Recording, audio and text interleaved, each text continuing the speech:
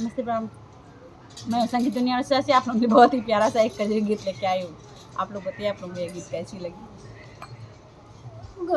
गोरिया तुहरी सूरत नगिनवा मिलबू कवने महीनवा ना। गोरिया तुहरी सूरत नगिनवा मिलबू कवने महीनवा ना।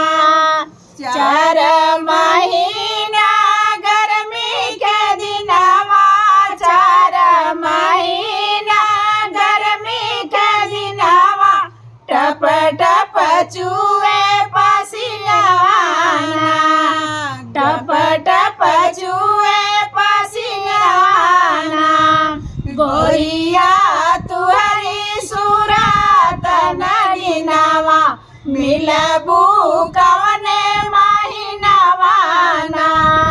गोरिया तुहरी सूरत नगिनवा मिलबू कवने महीनवा ना।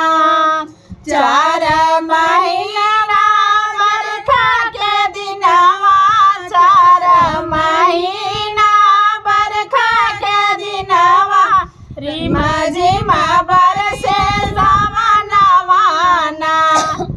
रिमा झिमा बरसे सावनवा ना। गोरिया तुहरी सूरत नगिनवा मिलबू कवने महीनवा ना। 4 महीना जाड़ा के दिनवा 4 महीना जाड़ा के दिनवा थर थर कांपे बदनिया ना। थर थर कांपे बदनिया ना।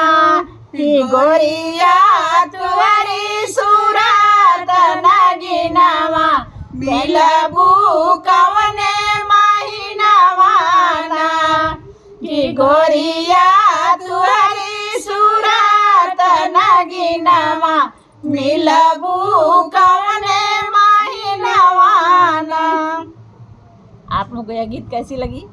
बहुत प्यारा सा गीत है। आप लोग बताइए आप लोग को कैसा लगा। तब तक के लिए बाय बाय।